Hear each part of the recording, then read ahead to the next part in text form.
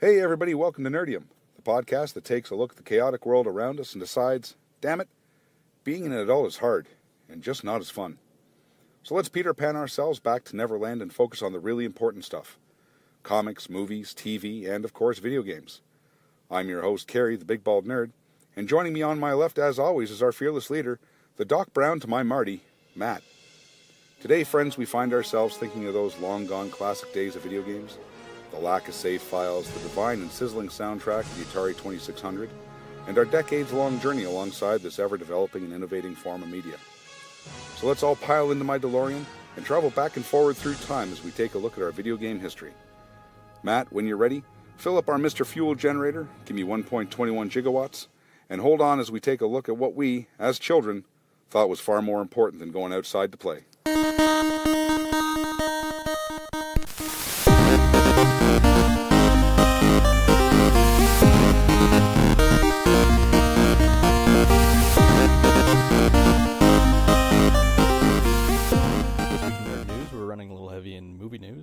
This week we were hit with a bunch of teasers and trailers during the Super Bowl for some highly anticipated films coming out this year. We were given previews for Avengers Infinity War, Solo: A Star Wars Story, Jurassic Park Fallen Kingdom, and then we ended the week with a teaser from Deadpool 2 starring Ryan Reynolds and Josh Brolin, and a teaser of Venom starring Tom Hardy. Jessica Jones Season 2 trailer also dropped this week and will be returning to Netflix March 8th. Black Panther is also out next week, starting February 16th. And in gaming news, reports of Treyarch will be releasing Call of Duty Black Ops 4 later this year. That'll wrap up nerd news this week. Let's go down the rabbit hole as Cary and I explore the history of gaming. And we're going to be talking about something near and dear to both of our hearts.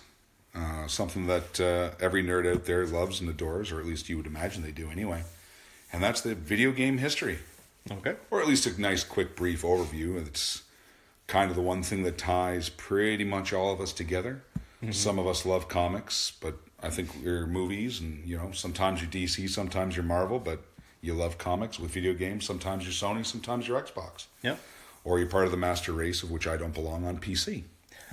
Too expensive. Yeah, well, that's just it. It's just easier to be a console guy for me, but I've had gaming rigs before, and I'm not going to... We can have that drawn-out debate later on with a couple of other people, but... Yeah. I think we were kind of born and raised on the consoles. Yeah. And if you're a gamer today, especially if you're as old as us, you've probably gone through the gambit of all the consoles. Oh, pretty well. There's a few that came before me, but the ones that really matter I was around for, so... I think the one that... there was a couple before me, but I remember my grandparents had Pong. Yeah. And I remember as a kid, every shopping mall anywhere had its own coin arcade. Yep. Those have been around since the 60s, 70s, started with pinball machines, then finally working their way up to the video games. Yeah, I still remember the arcade when I grew up in Owen Sound, Ontario, in the mall. It's called Wizard's Castle. I think mine had a wizard name too. It was like Wizard's Den or Wizard's Castle as well in the Scarborough Town Centre. Yeah. But it was back when 25 cents per play was like where it was at. Yeah. The last time I played an arcade was like $1 a play, and I just thought, God damn. But outside of like fairs and amusement parks, do you even see arcades anymore? Not a whole lot, no. Like maybe in certain places, like boardwalks or somewhere, like in the States, there's certain kind of carnival kind of things, like you said. Yeah. You never really... theaters still have some arcade machines, but I've never been to a mall, or at least I haven't been in ages, where there's an actual coin arcade. Yeah, it doesn't really come to mind. No, I think that's kind of gone by the way of the dodo. Yeah, even the ones at movie theaters are starting to kind of disappear. The machines are like getting broken down and not repaired. Yeah. We have House of Targ, though, in Ottawa, that it's like the pinball hangout, so... That is true. We really do need to spend some quality time going down there and bugging those guys for a little while. Oh, yeah. Get some beers and pierogies. Sounds good. It's always good. Always a wise dietary decision to have beer and pierogies. Yeah. So, a lot of us, maybe you, I know I started out, my friend had an Atari 2600. Okay. None of my friends were rich enough to have a Commodore 64, but that was like my first foray into watching bricks run around and swinging from side to side. Well, it came out in 1977, so that's about as good as the technology got back then. So. That's true, and I was born in '81, but it, just as I was doing my awakening as a child and kind of moving away from toys and sitting down and playing with friends, Atari was where it was at, and then along came the granddaddy of them all, Nintendo. Yep. And that was where the beginning of the end started. Yeah, pretty for much. me anyway. Yeah, the Nintendo kind of revolutionized everything. Like Atari did really good with kind of bringing gaming consoles into the house. Like you didn't have to go to the arcade anymore, so you could go play in your house. And then shortly after that, you got the creation of the company Activision, where they actually were the first third-party developer that didn't make any hardware. They were just focusing on the software. So was it Activision that started that made E.T.? I can't remember if it was or not, but it was for the Atari. Yeah. And that was kind of where the downfall of... We almost lost video games as a whole because of that one. Yeah. It was about 1983 when the gaming market kind of crashed there because of the saturation of the market and the low quality of the games kind of thinned out the market too much. Well, even now, not so much with the PS4, maybe PS3. A few years ago, I remember... It's funny how video games always almost fall into similar traps. Mm-hmm. Movies kind of do the same thing where they're just trying to pump out everything as quick as they can. This is what the people want. People love this, so let's make a movie of it. Nintendo was definitely no stranger to that. I mean, LJN titles? JLN? Mm-hmm. They any video game based off of a movie where developers are just throwing stuff against the wall just to see if it would stick. I mean, that was kind of the reason we initially had that video game crash. Mm-hmm. But then Nintendo started enforcing their more strict guidelines for quality and...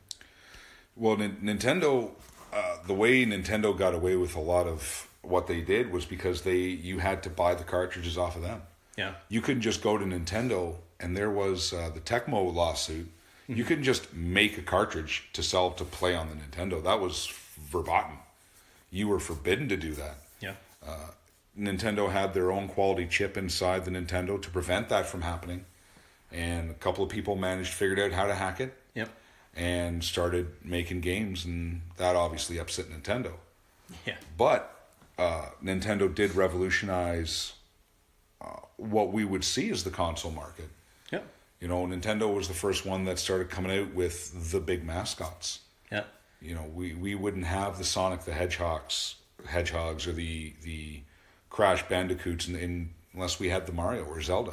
Yeah, and I remember people saying that the Atari was pretty expensive when it came out, but the Nintendo in comparison was a little bit more affordable for the average family. Mm-hmm. So you started getting more consoles in households. Yeah. So it kind of started the mainstream kind of gaming culture. Well, and it's funny because, I mean, we know we always joke around about having these nerd hobbies about comic books and all this and all that. And yeah. It was fun. I remember as a kid, you were either really super into sports and cards and cars, and you loved all that sort of stuff, or you played video games. Mm-hmm. If you played video games, you were a nerd and you were just sent to the dregs of society where you belonged. Yeah. And that was fine and dandy, but the amount of people that just started playing games, it just became the norm. Yeah. And then I also recall playing video games pretty much all day long as a kid. And it was a nice sunny day out. Your mom's always nagging at you. Go outside, it's nice out. What does Nintendo do? It delivers you the first portable gaming system with the Game Boy. Oh, yeah, that monster. That was such a beautiful piece of equipment. Yeah, go outside and play. Okay. Okay. Pop the cartridge in, I'm going outside with my Game Boy. That, and they knew who they were marketing it to because you could still buy the case to carry the Game Boy around that had all the space for the actual unit itself, the billions of batteries that you would have to buy to power the damn thing. Oh, it was a hungry battery eater. It was a monster. I mean, I think it's funny now. Some of the portable consoles that we have, we can just charge and go, and even with our iPhones, we can just start playing games when and wherever. And you just plug it in, charge it up, and you're good to go again. I do remember if thousands, if not hundreds of dollars, my parents had to pay for in batteries. Yeah. Just to keep the Game Boy running. Yeah. Like that thing was a beast. And getting callous thumbs and Just hitting the buttons all the time, playing Tetris. There's that, and I actually have two. I still have, and in my old age, the two calluses on my feet, on either side of my feet, from sitting cross-legged on the carpet, playing games for hours on. I couldn't sit cross-legged for 15 minutes, let alone the hour-long sessions that I used to pull as a kid. Yeah. So, what would you say some of your favorites of the Super Nintendo, or not Super Nintendo, the original Nintendo was? The original Nintendo, any Mario game for sure. Oh yeah. Mario 3 is probably one game that I could play now and really just not even question it. I was a big Double Dragon fan as a kid. Double Dragon was pretty good. I remember that one. Yeah, any game where I could just smash buttons and smash people and just keep moving in the same direction ad nauseum, it was fantastic for me. Yeah, those were pretty good. I also enjoyed the Ninja Turtles game was pretty fun. I remember that one because I was a big Ninja Turtles fan back then. Still am. Duck Hunter was pretty good. I didn't like Duck Hunter simply because I was never good at it, and the dog just continually laughed at me. Yeah, the dog was pretty annoying. Battletoads? Oh, the infamous Battletoads. Yeah, Battletoads. Battletoads was one of those games where if anybody told you they beat the game without using a cheat code, they were just flat out lying. There is no way that any of my friends had the dexterity to get through the racing stage without using the cheat code. Yeah, and then with the Game Boy, I remember playing Tetris so much, I started seeing it in my sleep. I played countless hours of Tetris with friends because you still had the link cable. Yep. So for any long trips from school or whatever, I was forbidden to take the Game Boy out of the house. So of course I snuck it out of the house on a regular basis, and it was just any school trip or whatever. It was just hours of Tetris because everybody had the Tetris. It came with the unit. Some people might have one game, you might have another. That was fine. You swapped and traded them all the time, but everybody had Tetris, and that was a monster for that system. Yeah, and sometimes I forget that I think right before the Nintendo came out, Sega had their Sega Entertainment System, and it's often forgotten about. It's like one of those systems that kind of came before, and it was also a cartridge system. And I remember some of the games. There was Wonder Boy. A couple football games. There was a Ghostbusters game. It was same long quality of Nintendo, but it didn't quite catch on as much. And then shortly after the Nintendo came out, the Sega Genesis in I believe 1989. And for some reason, I remember Sega Genesis coming out a lot later than that, but I guess I was wrong. Yeah, I thought it came out a little bit later too, but I guess it makes sense because Super Nintendo came along. Was it 1990? Don't recall. Yeah, it was near the end. Super Nintendo had a really good Nintendo had a really good lifespan between like 85 and I want to say 93. Yeah. But Super Nintendo came out before 93. Yeah. Remember that was when video games really wrapped their tentacles around today's youth and really dragged them in the second we got to that 16-bit era. Yeah, you started getting games that had a little bit more of a story to it. Well, I remember, you and I both have the Super Nintendo Mini. Yeah. Because that's just, we always just had to have that one. Mm-hmm. I went to the ends of the earth to find mine. But that was where video games started being seen as a realistic medium. Yeah. And even at that time when Super Nintendo was out and about, the PC games started to ramp themselves up as well. Yep. Because it was around that time that our good friends Doom came along. Yeah. And came along with the first-person shooter. That's not to say Doom was the first. I think Wolfenstein was before Doom. Yeah, I believe you're probably correct on that. Yeah, but I mean that was the first time. That was also really the first time that video games really started to get a bit of a negative look on as the generations above us saw it as warping our fragile little minds. Yeah, violent, bloody games. Absolutely, and as an avid player of Doom, there's nothing I want more than to go outside and create all kinds of chaos. But more often than not, we have heard a lot of trouble with games like Doom coming along, and it's easy to pin the tail and to say, hey, that was the reason, but that was the start of video game controversy. Yeah. Or at least one of. And with the Super Nintendo and the Sega Genesis, you start getting kind of games like that you could save to like your progress. Yeah. which was nice too, because before, when the console turned off, you maybe kept your score, but very rarely was the game you're able to kind of get back on to where you were. So you got to start getting games like Zelda, Final Fantasies, where you kind of start investing your time into it. Well, it became more common to have that because on Nintendo, you could have games that had the save battery. Like Zelda had a save battery. Yeah. The first Final Fantasy and Dragon Quest had a save battery. But they cost like more than any other cartridge because of the hardware that was in there. Yeah.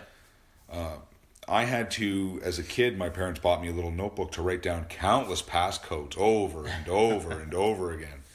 You know, you'd beat a level, you'd have to quickly scratch out one and then write down another. Yeah. But the Super Nintendo was one of the ones that came along and said, "Hey, this is kind of the new, is that you can just save your progress now." Yep. And then in around 95, 96, you got the next evolution of games, which was the Sega Saturns, the Sony PlayStations, and Nintendo 64s. Which, did you end up sticking with one system over another? I actually had the PlayStation and the Nintendo 64. So I had to beg for my PlayStation after I had to beg for my 64. But I remember being a kid, I swore black and blue that Nintendo was the party that I was backing. Yeah, I originally, I think I had the 64 first, and I was on the same page where Nintendo was the games that I wanted. Like, they had their exclusive titles that I was interested in. They had the exclusive titles for Nintendo for me were their main mascots, like Zelda, Mario, even Banjo-Kazooie before Rare packed everything up and took their toys to play with Microsoft. Yeah. And I mean, 64 had the iconic 007. Yeah, the GoldenEye. Yeah, there's no way that I ever want to have to account for the amount of time my friends and I spent playing GoldenEye. And I mean like 7 or 8 of us crammed into a room staring at a quadrant on the TV. Yeah. It was around that time where video games made that like you said, that next evolution to suddenly they're being seen as a more realistic medium. Mm-hmm. Technology keeps getting better. Yeah, they started being more. They had the 3D graphics at that point. Yeah, and that's really when Sony took off. Yeah, because the PlayStation was a Nintendo product. Yep. You know, there are, you can go on the internet, you can find the pictures where Sony was going to be the Sega CD system for Nintendo. Yeah. And then Nintendo, being Nintendo, had their little bit of a falling out. Sony said, "Fine, we'll do it ourselves. Yep. We don't need your cartridges. We can run discs. Have a good day, Nintendo." And just as Sony was pulling away from Nintendo, that's when I started to pull away from Nintendo as well. Because Sony had the more, let's say, mature titles. Yeah. You know, there was a lot of charm involved with Nintendo. And I think Nintendo 64 was the last system I had for Nintendo where I could proudly say I was a Nintendo player. Yeah. You know, that was where I really started to say, you know what, it looks like the future's over at Sony. Yeah, you canceled your Nintendo Power subscription there. And... No, growing up in the inner city, we did not afford Nintendo Power. I had to hope that it would either make its way into the school library and or one of my friends were done with it. Although that being said, I don't even know that they have them out anymore. It's been years since I bought a video game magazine, but the magazines that gave all the cheat codes. Yeah. There was Nintendo Power, there was Game Pro, even Electric Gaming Monthly had their like cheat code section. Like those were traded around my school almost as a form of contraband. Yep. Like you would have the one kid that had the magazine and then you had about 5 of us taking notes. I should have invested the time in my school studies that I spent really studying cheat codes for video games. Yeah. Remember tracing maps and stuff into those things. Absolutely. But yeah, Sony definitely was able to secure a little bit better with the exclusive titles, and they had better third-party support from their game creators, so they did start pulling ahead with their quality content. You started seeing the Resident Evils, the Dino Crisis. Oh, that was such a fantastic game when it came out. Yeah, you start seeing those kind of darker games that were games that you're more interested in because you're now in your teens. And It's funny as video games have kind of evolved, they've kind of grown at the same pace that we have. Yeah. You know, and again, this is one of those kids nowadays don't know how good they have it. But it was just one of those I remember when video games were just, if you wanted multiplayer, it was 2 people in a room. That was it. At its best, it was 4 people in a room, or I guess 7 people sharing a controller in my case. Nowadays, it's great that I don't have to be in the same room as 50 people playing the same shooter.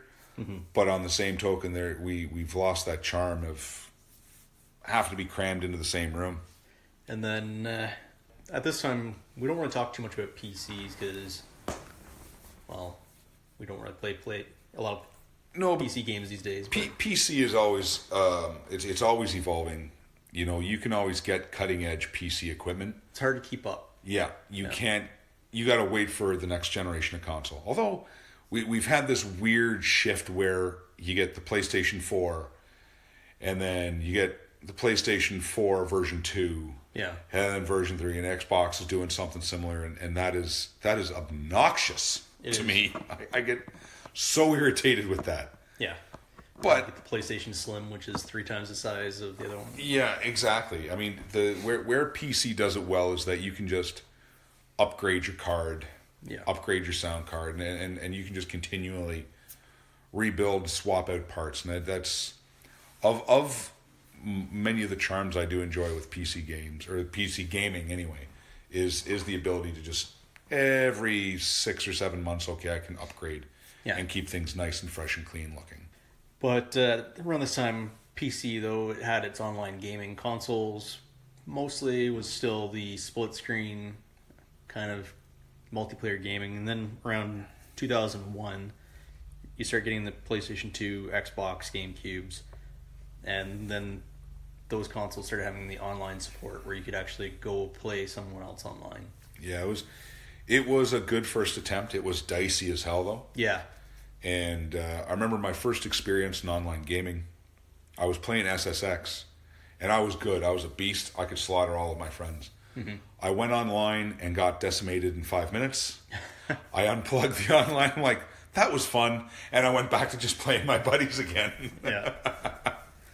Never had I seen such a vast distance. Not since the arcades, actually. Yeah. Had my ass kicked so badly by a complete stranger that I just walked away. It's humbling. Very, very humbling, as a matter of fact. Yeah. But the online thing, I mean, it did kind of revolutionize gaming. Yeah, it was definitely a big change to gaming, which is kind of where it is today now.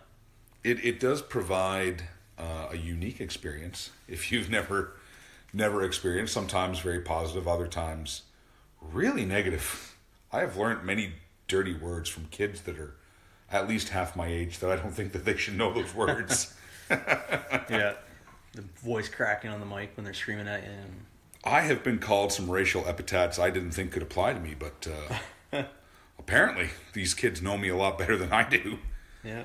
And the funny thing about the evolution of video games is that we've suddenly had to start treating it like TV or like movies as real visual medium. Mm-hmm. And that what brings me to my next point is the fine people at the ESRB. And for those of you that don't know what the ESRB, they are the Entertainment Software Association the rating board there. They're the ones that decide, no, kids shouldn't be playing that game. Or, yeah, sure, kids can play that game. Yeah. We actually owe Mortal Kombat to their creation. Apparently, a lot of people were shocked when the very first Mortal Kombat came out. Never before had you been able to rip your opponent's spleen out of his stomach before.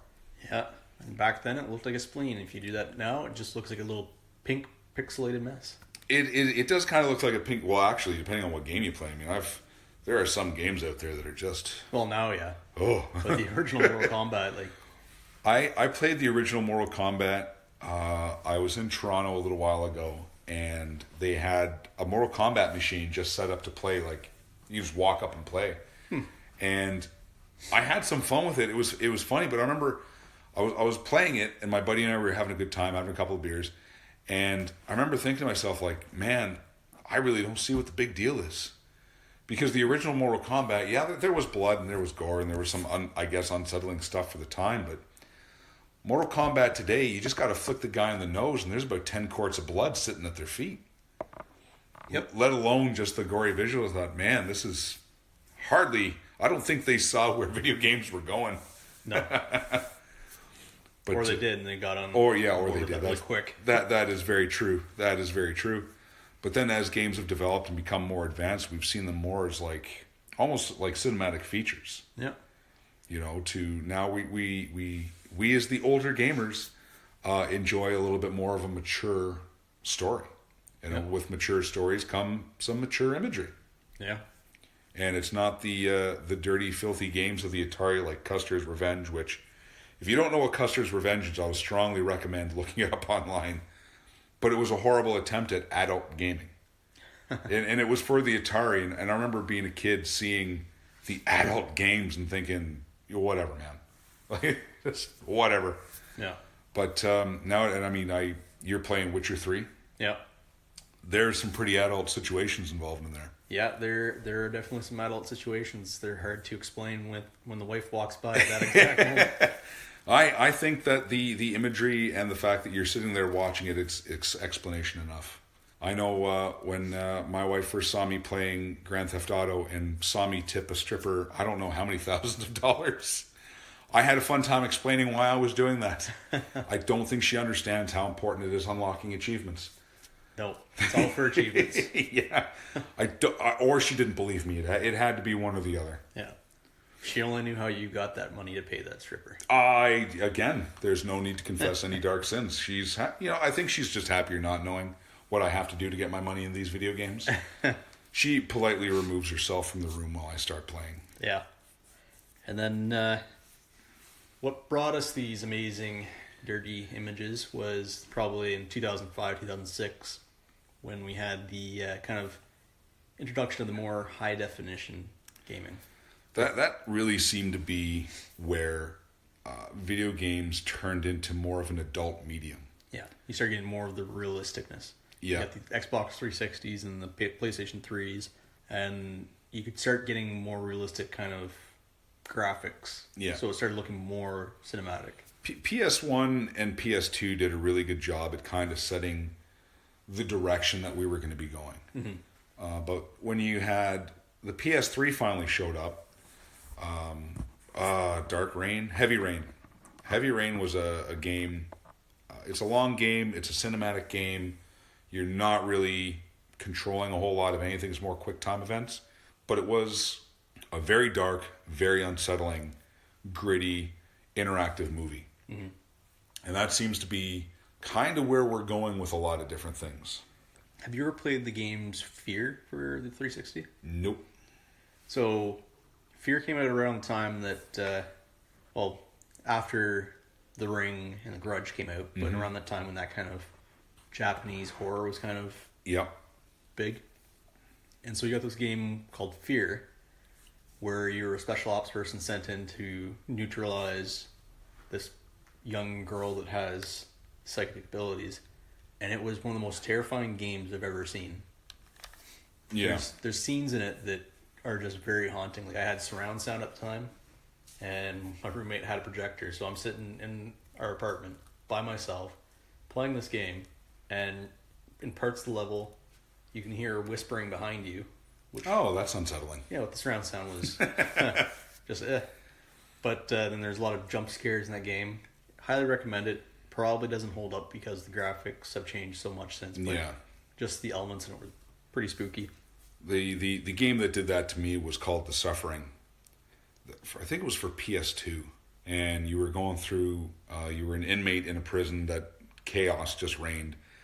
And there was some heavy duty adult imagery in there. And a lot of jump scares. And scares for no reason. Like, just no reason the screen would flash at you. And I remember just going crazy and going, I'm good.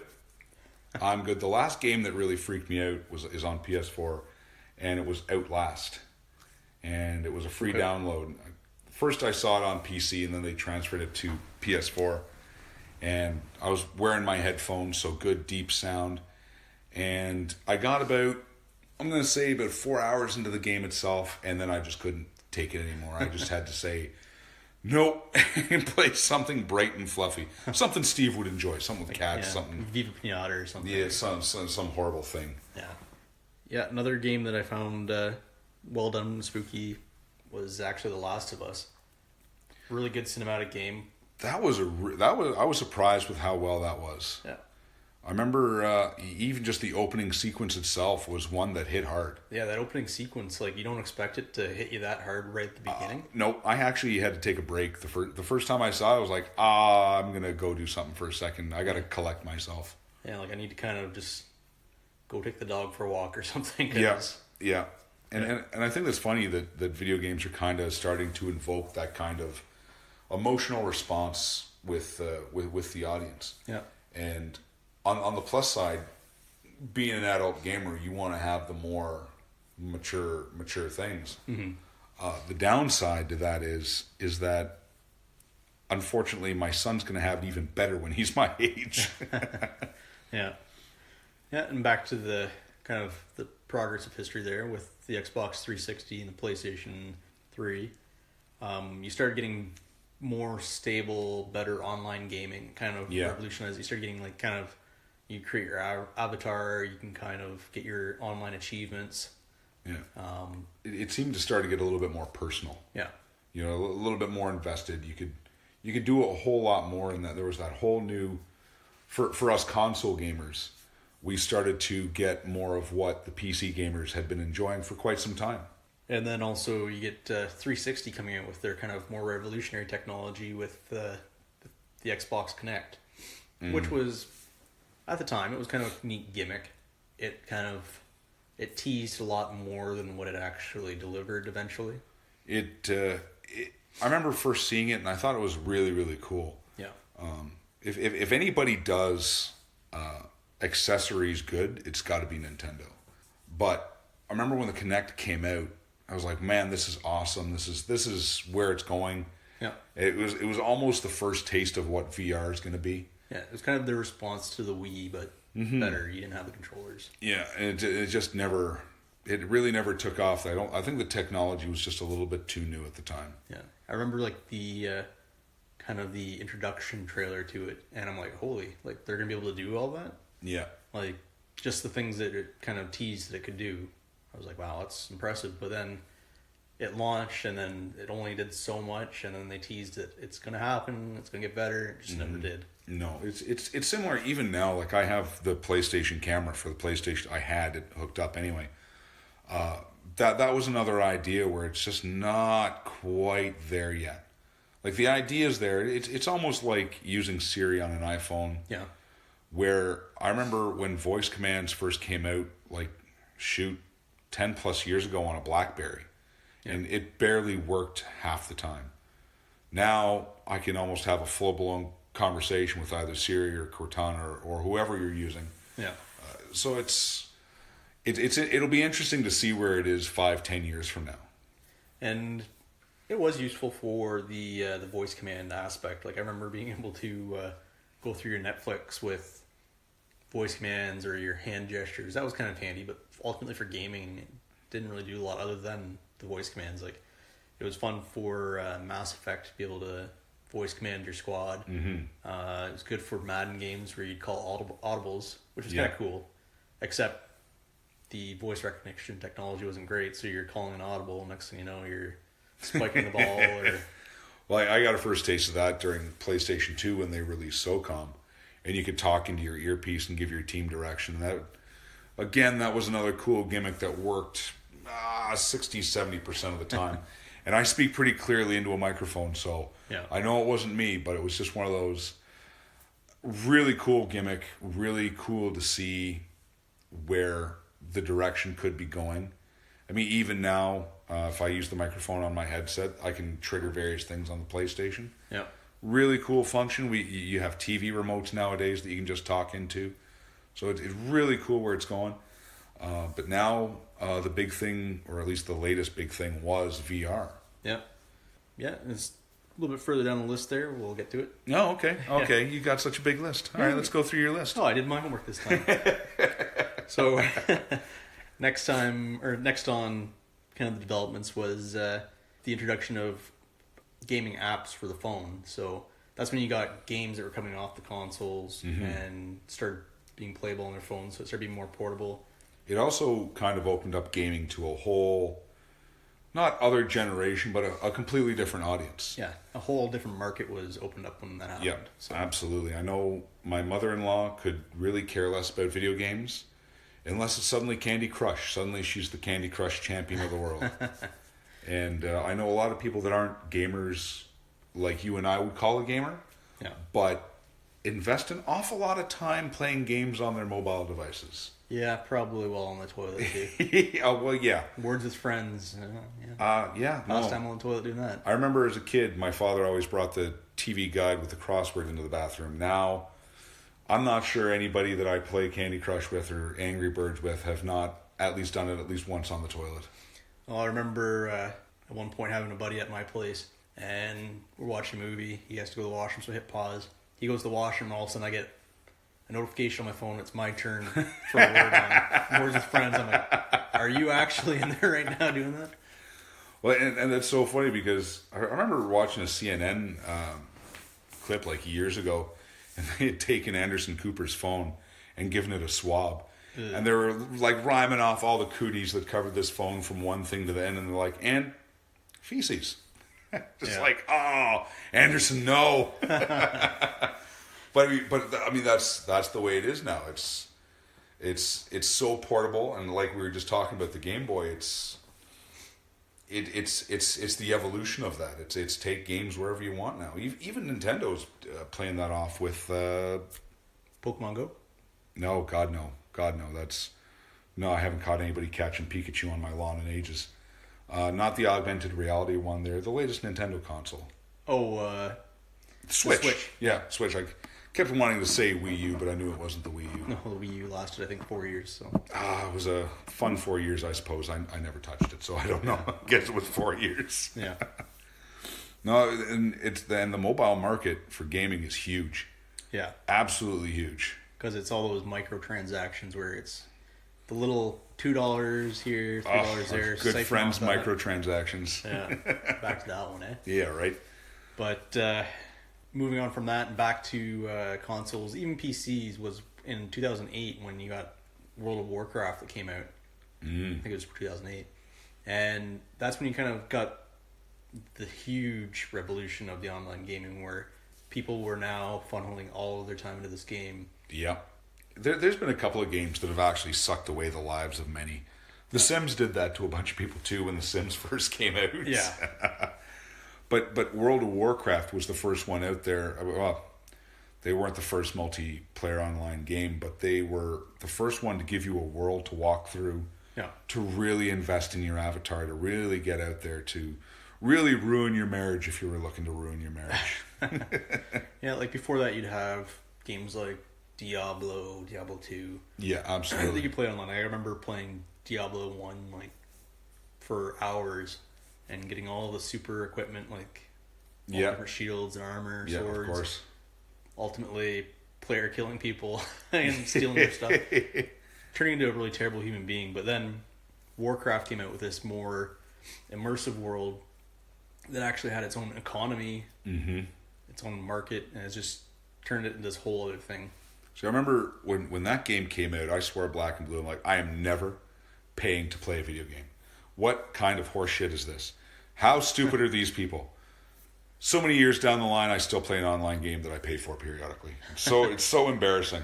Every now and then I like to remind myself when I have to pay for something that I swore black and blue, I would never do this. Yeah. I remember watching guys at work that I actually worked with a couple of guys that got fired because they couldn't stop playing World of Warcraft. I mean, good on you. I wish them the best in the future, but it's like, I've never been that addicted to a game that I couldn't put it down. Yeah, no, same.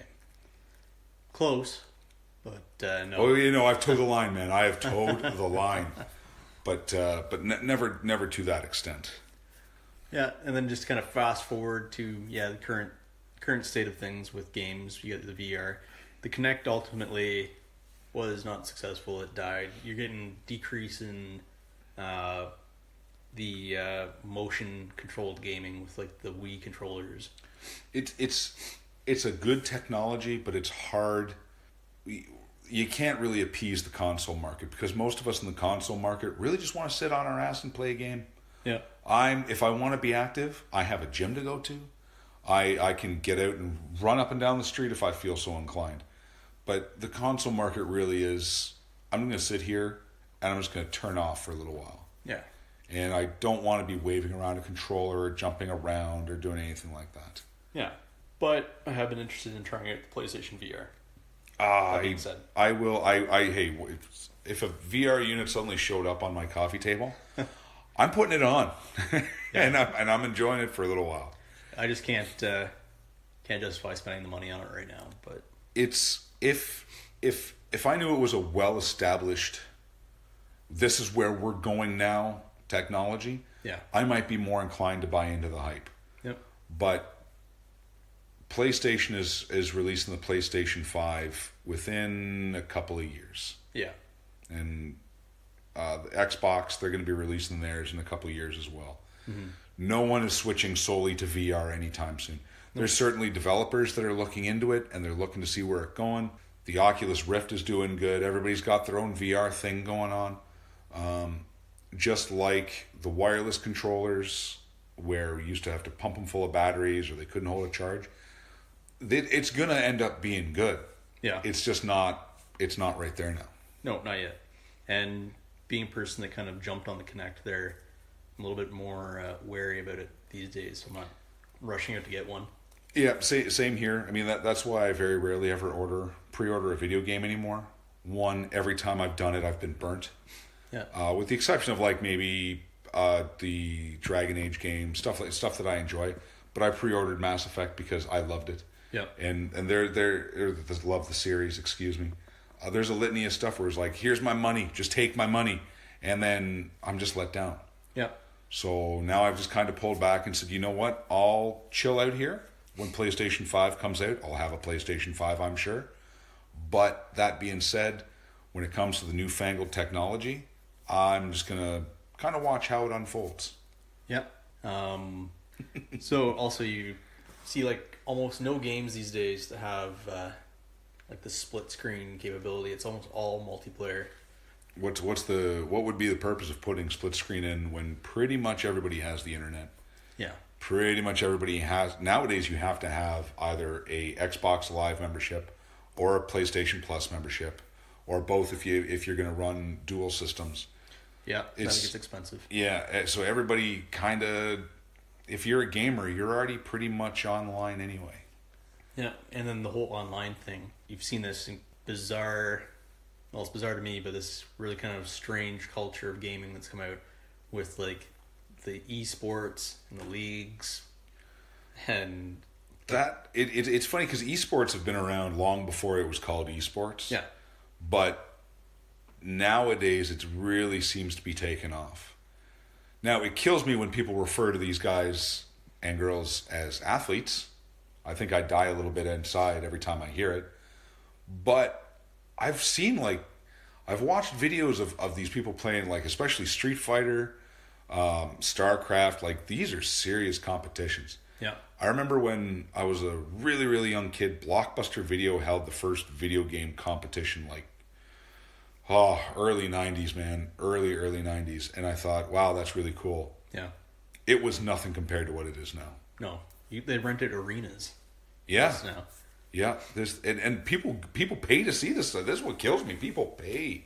They get invested in players. They get invested in teams. Yep. Like it is. I did not see it going that way. No, it I did not see that one coming. Yeah, it baffles me how much some of these guys make playing games. Yeah. Like, their profession is professional gamer, and you're like, I didn't know that was a thing when I was growing up. I didn't know I could sign up for that. I was good. It wasn't an option. No one told me I could do that. Yeah. Where was the guidance counselor on that one? I was told to stop playing video games and do something else. I feel as though I was denied an opportunity. I could be living in a mansion just playing video games all day long. Yeah, like when I started getting into the online games, I remember like the big thing was clans. You could sign up, yep, be on a clan, be on a team that way. But then now you got the leagues and the e-gaming or the esports. Like there's like the Halo leagues that you can join now, and you can win big prizes. It is a world, one, because I'm a horrible first person shooter. I can barely play those games as it is. But I read about it and I see it all the time. I mean, it blows me away the following that some of these guys have. And I mean, I've seen videos on YouTube. It's not to take away from skill. Yeah. Skill is there. Absolutely it is. But I can't for the life of me understand it. No. It is my damn kids get off my lawn moment. I just can't see it. But hey, if you enjoy watching it, or if you want to get into that and that's your bag, I mean, nerd out, man. It's you do you, baby. Yeah. Not to slant against any kind of nerdy culture out there, but yeah. But I can't get behind the watching somebody game on YouTube. Nah, man.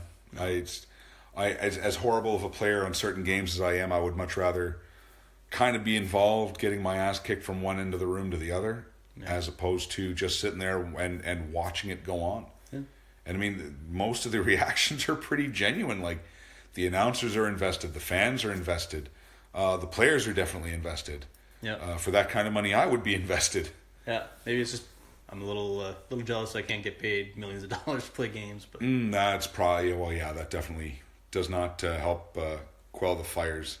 But also, just to kind of slowly wrap things up here, with the different kind of developments of the consoles, you get the Xbox, the PlayStation, whatever Nintendo's coming out with at the given time. You start getting kind of each console isn't just a gaming console now. They're kind of targeting certain lifestyles. Like, the Xbox was a big gaming console, and then the PlayStation was more of an entertainment system. Mm-hmm.